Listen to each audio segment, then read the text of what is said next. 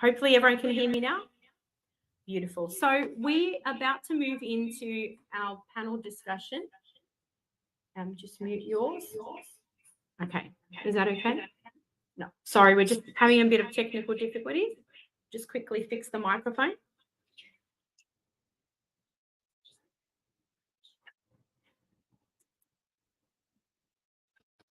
Okay. Is this okay? Perfect. I think we're okay now. Wonderful.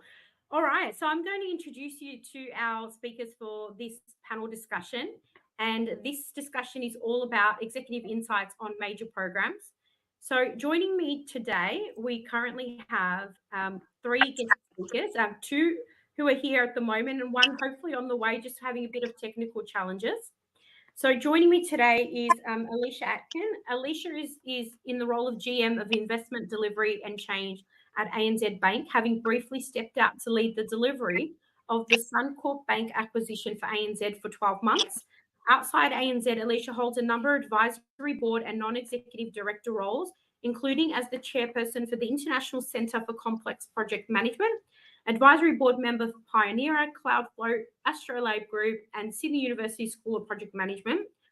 Prior to her role at ANZ, Alicia held the position of Chief Project Officer for Telstra after having spent several years as CEO, Human Systems International. Her experience ranges through several industries, including telco, banking, finance, defence, aerospace, pharmaceutical, engineering, mining, oil, gas, and government. And she also holds a PhD in project management and psychology with a particular focus on how project managers cope with stress. Welcome, Alicia. Thanks for being here. Oh, thanks for inviting me. Oh, can't hear it. Okay, perfect. I just can't hear. Just 1 second. I can't hear. Can you hear me now? You Yeah, can hear me? Okay. I need to Well, I can hear it. Sorry, just a second. I was losing sound. Let me just unmute this. Let me try. Okay, is this working now? Can you hear us? Yes. Yes, I can hear you. Okay, we're good. All right. The fun of technology, hey? All these professionals in tech, we should be able to get through these challenges. Moving on, I'm going to introduce you to Phil Gadzinski. So Phil is passionate about learning and understanding how organizations actually work, the systems that are created to sustain them, and how we adjust and improve them to create resilience and adaptability necessary to thrive in the digital age. Phil helps organizations to learn to be better with no barriers or constraints, being insurmountable or challengeable, so that we might better grow and adapt and thrive. Some of his recent outcomes is he's a co-author of the book Govern Agility, Don't Govern Your Agile, Inject Agility into Your Governance. Love that. Co-creator of the Agile Governance Framework and Remote Agility Framework, redesigning work with more persistent team structures and a purposeful, human-centered, system-wide approach, and driving system-wide optimization, leading to measurably increased throughput and overall productivity for a major health business unit. And he also builds software products that solve human problems. So please join me in welcoming Phil to the panel. Thanks, Phil. Thank you so much, Fatima. And hello to everybody who's dialed in. Thanks for your time. And hello, Alicia. Good to be here. All right, Fatima, hit us up with a question. I know we're missing one. Jess hopefully will be joining us. She's having some technical problems, so we might see her pop in, but let's get started anyway. So I've already given everyone a bit of a background about you, so that's great. But I wanted to just kind of touch on a little bit more specifically in relation to something that's really, in my mind at the moment, quite pressing. So we see a lot of organizations over the last, 5, 6, 7 years moving to sort of agile ways of working. But what's really evident for me is, are organizations actually losing touch with what transformation is and how to actually manage complex transformation program? Have we gone too far the other way? So I'm kind of keen to hear your thoughts on what you're seeing in the places that you've been working. Alicia, do you want to kick us off? Because you're smiling, so it means you've got some valuable nuggets. Oh, look, I think part of working in a really large corporate is you get an opportunity to transform at scale. And so that's really great. I think the downside of being in a really big corporate environment is you are a tanker, and it's really hard to move a tanker. And so we did new ways of working in our agile transformation a number of years ago, and we got the tanker moving. Like really, we swung that pendulum towards agile, but once that pendulum starts going, it can go just a little too far. And so I think, like all organisations, we very enthusiastically embraced a new way of working. We learnt a lot along the way, but one of the things we did learn was there's times where being super agile top to bottom is great. And sometimes it's really great to be agile in the delivery of the idea. But when it comes to large transformations, unless you really know what it is you're trying to achieve at the top level, like you've got your strategy right, you've got your vision right, you've got your roadmap planned out, because it takes a while to do these transformations. If you don't have the right balance between that stuff and the really agile ways of working in the teams who are doing the real work, you can fail to transform, and you just end up doing a lot of interesting tasks without culminating in the transformation that you want. So trying to get that balance, I think, is our current challenge.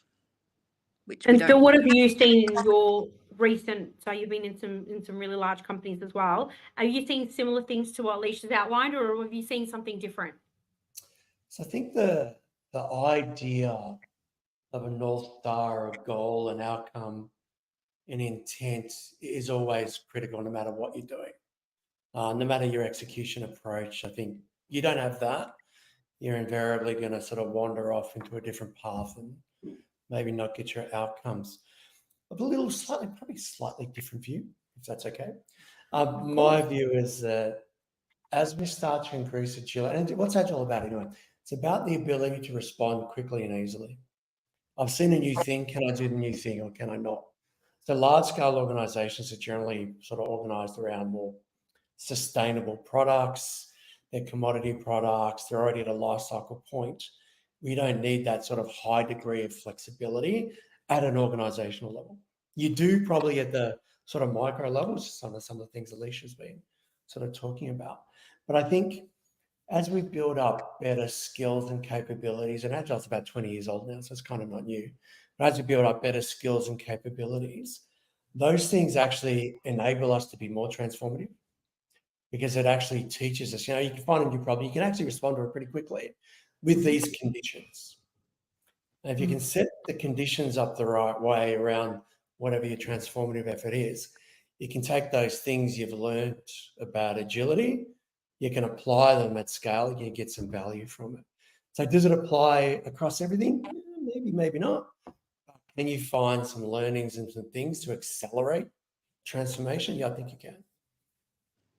And then so thinking about those delivery at that sort of large end of town at large scale, and the organizations that you both have worked a lot of the time in, how do we address the factor of governance? Like, what do we do? I mean, I know, Alicia, you work at you spent a lot of time in that investment management space, so you're probably very familiar with this. I'm keen to starting with you, hear your thoughts on how have you adapted the way that you do that so that you, I guess, manage the expectations of the programs and portfolios, but also get the outcomes you need at the strategic level?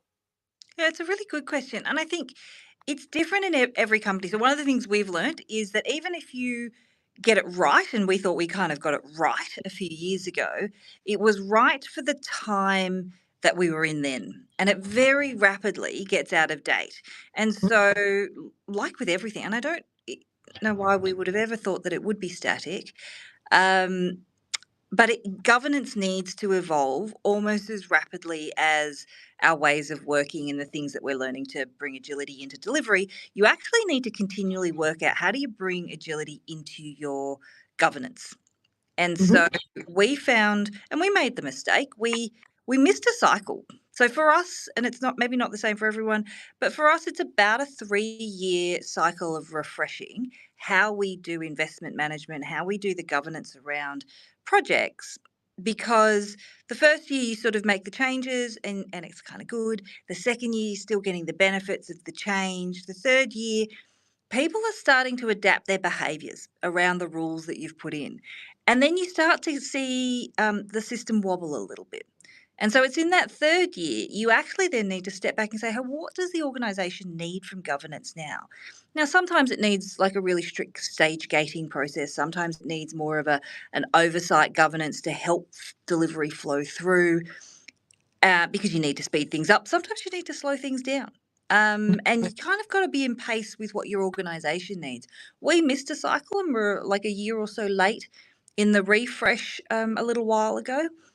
And we really felt the pain. We really felt the pain of a system, a governance system that was not fit for purpose for what the organisation needed. And we had to catch up pretty quickly in the next cycle. So I think for us, it was just learning to stay on our toes. Like, you can't be complacent when it comes to governance. You've got to keep bringing in the new ways of working, sometimes going back to old ways of working, but you've got to keep changing. Phil, you've written a book recently, co-written a book with Tony on a governing agility. What's your thoughts on that, and how have you seen it being approached? Yeah, I might sort of reflect on what Alicia's talking about. So there's an interesting data point, and I like data. Obviously, everything needs to be data driven. Like, how many organizations do you go into? Say we're data driven and everything we do is about data, but we don't even use data on ourselves. We don't apply it to the way that we work and operate. So I kind of have a view you need to do more of that. But there's an interesting data point from the Business Agility Institute. So I think probably you and most of the people on the call might know about it. It's about 86 countries now, or 84. I can't remember. Evan keeps telling me, I'll lose track of it. But they've got a data point that says that organizations embarking on a transformation journey generally don't tackle governance until they're 5 years into it. So your reflection on a cycle of 3 years or thereabouts, and then going, now we need to change governance, is actually ahead of the curve. Most companies are going, actually, it's about 5 years before we stop and go, do we have a governance approach that's fit for the way that our teams want to work and operate? So I think, again, that idea, again, at least the idea of reflecting or injecting different, the ability to change the way you govern more dynamically becomes really critical, because your teams are moving faster.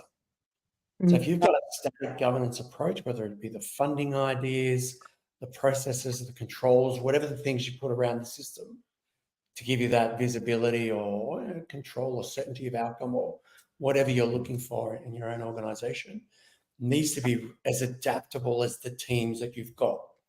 Otherwise, you become the barrier. Absolutely. And you don't want governance to be the barrier to transformation and change. That's invariably what happens. Oh, I totally agree. I think, and 5 years would be like the world of pain we would be in if we waited for 5 years. Now we're in an old industry in banking, but it's being disrupted from a number of different angles, like regulatory disruption, which is as well as competitive disruption and technology disruption. The things that we're doing today and the ways in which our people are doing them, if I was still trying to govern the way I did 5 years ago, I would be shouted out of the building. I'm almost shouted out of the building now because nobody loves the person who's doing governance. But But you want them to love governance. You want to be able to go, and what is governance anyway? All governance is an do not ability aim for love. I'll get into the philosophical debate. All governance really is an idea that you can verify the work that's going on so you can assure, because the stakeholder is disconnected from the work. So kind of how do you improve that visibility and traceability? I should get you to come to the bank and explain that to my colleagues. Hey, I brought a piece of book. I can refer you to it. There's a couple of people I know. But yeah, we'll more definitely share the link about that as well. We'll put a link in the chat. I'm interested in reflecting on both of what you've said, and I think it's really refreshing, Alicia, to your point about the cycles, because I think, you know, there's a lot of conversation around banks being, you know, so big, and all of them are in a very similar boat with their agile journeys, but that governance probably, you know, they missed a couple of aspects in that space there. So I think it's really refreshing to hear you say that on the first point. And then I think, to your point, Phil, governance itself is not, it's not the enemy. It's not there to stifle delivery, but it's the way that we do it. So it's about the how, not the what. And I think that's something that would be inevitably useful for people to understand. So thinking about that and understanding your stakeholders from the perspective of your overarching, you know, programs, the larger programs, you've both been involved in some significant ones more recently. Your in a large program, and then midway through, from a strategic perspective, partway through that cycle, you understand that you need to make a shift or a change. What were the lessons learned during one of those significant shifts, be it agile or not agile related? Can you kind of describe any learnings or insights, particularly like you've just been through a really large one, Alicia, and then Phil, with your background in health as well. So is there any insights or learnings you can share?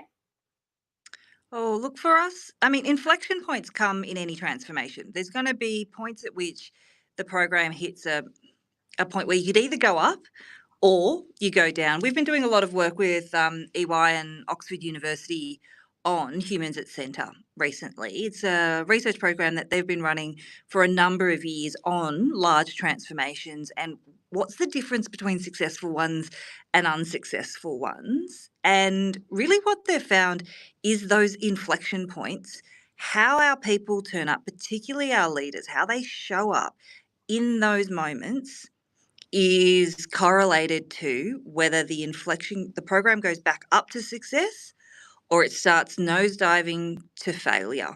And it's super insightful for us because, we're actually really good at technology. You want to put a tech stack in, you want to renovate, you want to replace, we can do that in a way that is better than I've actually seen a lot of organizations do. But we're not always successful about our transformations. And so what is that for us? It's those inflection points. So getting our senior executives to understand that's how you show up in that moment, how you bring the people, the clarity, the work, whatever it is that needs to come back up. It's on your shoulders, and you've got to be there in that moment doing the heavy lifting. That's really important for us. And so we're running a program at the moment with Oxford, EY and Harvard to teach our executives how to be their best self in those moments, because I think a lot of people try to avoid them. They're like, if I'm going to run this program successfully, I'm going to avoid having these dips or these, points of potential failure in a program, because success is a linear curve upwards. And that's just not what transformation is. It's messy, right? Like for those of us, that I'm sure everybody on this call is, we know that this is dirty work. Like when you get into delivery, it is hard, blood, sweat and tears, and stuff goes wrong on a daily basis. And so teaching our executives that this is not something you can avoid, and it's not something you should try to avoid.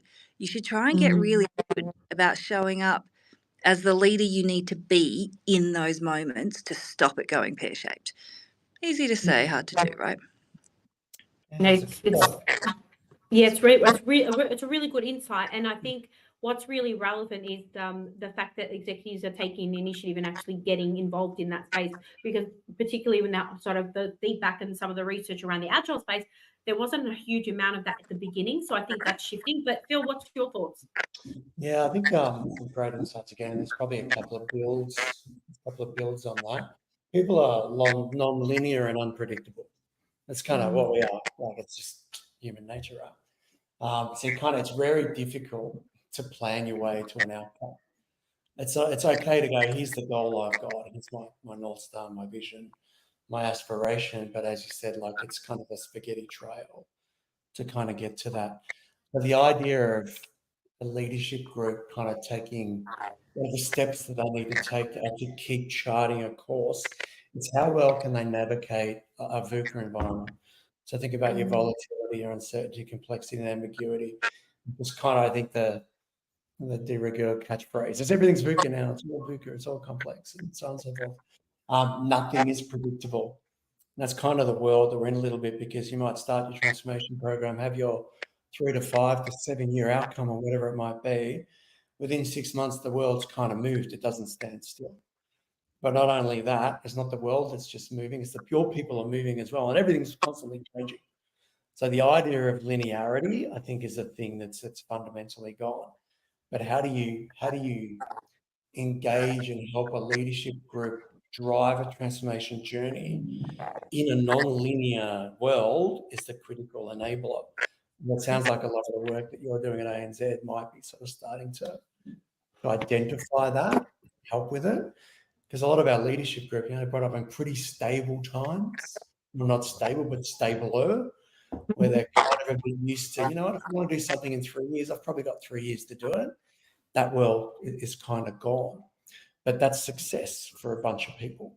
So we're trying to teach a bunch of people that what's taught them to be successful in transformation initiatives is probably not going to work now, because the world's a little bit different and it's a little bit faster. So how do you help them sort of move and think and operate differently? So what would be your strategies or some suggestions you'd have about keeping stakeholders engaged over the life of a complex program? Because you sometimes you're right, they could be 2-3 years long. How do you keep them engaged? How important is it to them? How tied is it to the company? How tied in is this particular thing that you might want to achieve to the future of the organization? Now, if you can kind of make sure that you've got that clarity, I think then it comes down to how you build really strong alignment to that. And then you can enable like really constant reinforcement. Constant, yeah, we know things are a bit over. Hey, that's the hill. I don't know how we're going to get over there, but I'm going to that hill over there. And kind of who's going to come with me. I think there's that old theory about the old bus theory, right? You're on the bus, but you're kind of not on the bus. You're not on the bus, then you're off it, and I'll get somebody else who is. So if you've got this idea of here's the transformational journey I want, and here's the hill I want to go to, kind of starts with making sure you got the right people who are around you. And sometimes, people, maybe they're not the right people. Maybe you've got to think about that a little bit differently. You got the right people, you get the right thinking, you get the right actions. So I think that becomes sort of the critical part. How am I helping those people to be the right people to get to the goal that I want? And if you need shifts, is it leadership? Is it training? Is it moving things around? There's a bunch of sort of different things you can use or tactics you can use. Look, I agree. Thank you. Alicia? Well, I agree with everything Phil said. So I won't repeat it, but the way I do it. So one of the things, I'm not saying this is the only way or even the right way, but one of the things I've noticed about projects and project management in particular is we often put our process and our artifacts between us and senior stakeholders. And so we will have steering committees with steering committee packs, very big things, and like lots of documentation. And, look, I don't mean to blaspheme on this call, but it's boring stuff. Nobody picks up a steering committee pack, even me, and thinks, woohoo, this is a great read. And what it does psychologically is it puts distance between us and the people who need to stay engaged. And so it's super important stuff. You've got to have a schedule. You've got to have a plan. You've got to hold it lightly because the world changes and you've got to be able to pivot. You've got to have a lot of the tools and techniques that we use to get the work done. But you don't want to put it between you and the people who need to care about this. And so for my current project that I'm one of them that I'm steering, we have a group of executives. I get them together every Tuesday night for 20 minutes. There's no PowerPoint packs, there's no steercos, there's no artifacts. There's just me and them. And it's like, I'm coming to you with things that I need your help on, and I'm going to come and tell you things that I think you'll be interested in. And if you don't know that you're interested, I'm going to try and make it interesting so you are. Because I think if people aren't bored for a start, they're going to be more interested. And if they're helping you, they're also going to be more interested, because it's a pretty basic human need to feel needed, to feel like you belong. And so if you can tap into a feeling of need and a feeling of belonging, you've got a little group that comes together and you need them, they're helping you. You've satisfied a couple of pretty strong basic human functions, like psychological functions that keep people engaged in what you're doing. Now, most weeks we meet for 20 minutes, nothing much happens. I say, I did this, aren't I great? Aren't you happy with the work I'm doing? But every once in a while, there's something that is really, really critical that I need help on, and they are there in that moment. So it's not the 6 weeks that I needed every week. There was a crisis that I needed them, but in the moment that I did need them, because we meet every week and they're bonded and they're feeling connected to the work, they're there to help me. So that's kind of how I bring what Phil said to life in my own work. It's that safety and risk kind of thing, isn't it? You've created here's the safe space to come and talk about the stuff. Yeah. And by doing that, we de-risk the things that you're worried about. And I'm not going to give you a 100-page deck. Like, how many times have you been given the 100-page deck and read 2 of them? Instead, I'm going to maybe take you straight to the data. Let me show you. I know you guys do you use Jira at ANZ? Yeah. Oh, we are one of the users Southern Hemisphere. I've heard that. Here's your Jira stuff. Let me show you. Our epics are here. Our flow is here. Here's what you need. I don't have to rewrite that in a PowerPoint slide. Just click the link. Check the dashboard. So on that note, then, there's a lot of people on the conference that are, either heads of PMO or PMO leaders, or maybe aspirational or project management professionals, and they're probably thinking, okay, you're executives, you're the people that I need to impress in my organization. So as a minimum, what are the non-negotiables that you would want from these PMO and project professionals that you see as priority to providing value to you as executives? What would they be? Oh, I've got a hit list. So, number 1, you have to be professionally trained in every kind of project management skill there is. So, whether it's agile techniques, scheduling, whatever it is, you need risk management. You need to be all over your craft. The second is, don't bring me your craft in a really, really boring long document.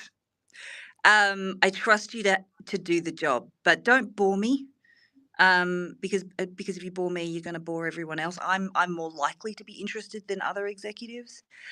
And those are kind of like the 2, really, is just be really good at your craft and don't bore people, and you will go far. Sounds fair. Phil, what would you want to add? Pretty straightforward. So I like people who are strong on data and information. And I don't mean repackage it. I mean, add with your own insights and your bias and the stuff, all the process template that we're trying to throw on top of you. I mean, take me straight to your information flow. Hey, last quarter or last week we were going to do X, we did Y. Right, why did you do Y? Is that different to your plan? What are the things you need to help accelerate that?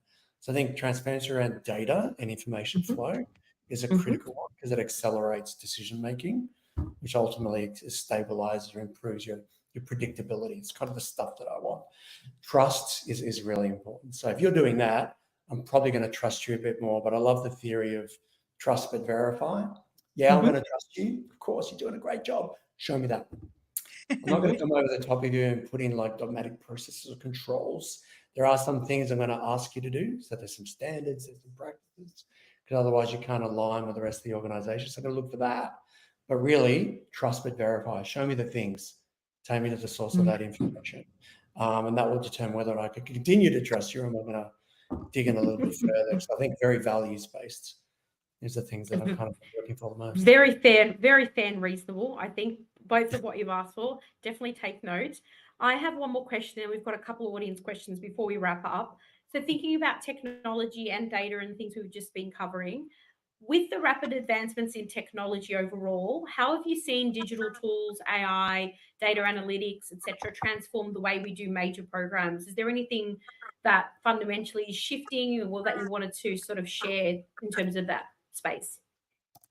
Oh, look, I think we've dabbled around the edges. Construction projects, we've had some advances in the use of technology, but from an incredibly low base.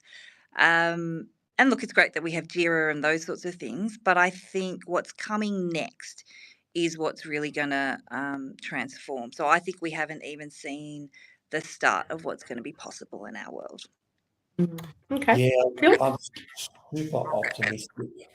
I think about sort of some of the use cases that are starting to emerge, whether it be from basic design to like requirements writing to like story writing to connecting it to workflow management and all the things you can do to enable people.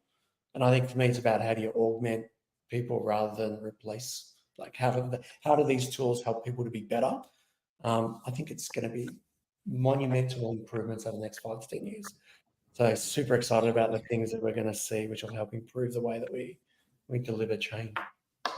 Amazing. All right, I'm going to go to just one question each from the audience. I'll bring on screen. So Alicia, first for you, should we aim for a 3-year cycle refresh, or should we continuously improve and refine our governance and processes as we discover inefficiencies? Look, I think it's a little bit of both. You've kind of got to always continuously improve. You don't want to be fiddling with stuff so often that you annoy people, though. So I think sometimes in the center, because, I've got a central function, my people will have great ideas. And it's like, well, I've thought of it now, so I'm going to ship it now. It's like, just because you thought it up doesn't mean other people it's in their best interest for us to impose it on them. So being thoughtful about how quickly you make changes is important. Thank you. And then Phil, just one for you. Is there any relevance between the governance of an organization and the capabilities of the people working on it? Yeah, it's an interesting question, isn't it? Hire good people, and I think you need less governance. So I true. think what you kind of find is that we generally, large-scale companies, organizations, is that disconnect between the demand and the execution. We tend to put in more layers and controls because maybe we kind of don't have quite that right level of trust in people that are executing the work. So if you've got really highly capable people, I don't think you need anywhere near as much governance. Lighter guide rails, lighter controls. And I think it's a better risk management process. So yeah, I think there's a very direct correlation. Amazing. Thank you both. We're at the end of our panel today. It's gone so quickly. We'll have to keep talking. Maybe in a future podcast, or Phil, you've already been on. I'll have to get you on, Alicia. But before we wrap up today, I just think it would be really good if you just want to leave us with a quick 60-second closing thought, or a takeaway, or an action, or an insight that you want to share with our viewers today. Yeah. You go. Okay, I was going to say, so for me, I think we talked a little bit about the agile and agility and transformation connections. Agile's out of the box. It kind of is, it's table stakes. How do you actually enable and improve the way you govern a system so that you can actually extract the value and benefit of that is probably the thing I'd leave people with. Thank you, Phil. I think for me, transformation is one of the hardest career paths to choose. I think it is one of the most rewarding. So everybody who's on this call who's chosen projects and transformation as their thing in life, you've chosen well. Like, it is heartbreaking on some days, but the days where it works and the change that you can implement in your organizations is worth every single long night. It is worth every single hard day. So thank you for choosing to do it. It's great to have a community that's willing to do the work. Awesome. On that note, Phil, Alicia, we know we missed Jess, but thank you so much both for your time and those insights. We're getting comments through. People really enjoyed the conversation. So great having you, and all the best in your programs moving forward. Thank you. Nice to see everybody. Bye-bye. Thanks, everyone. See you later.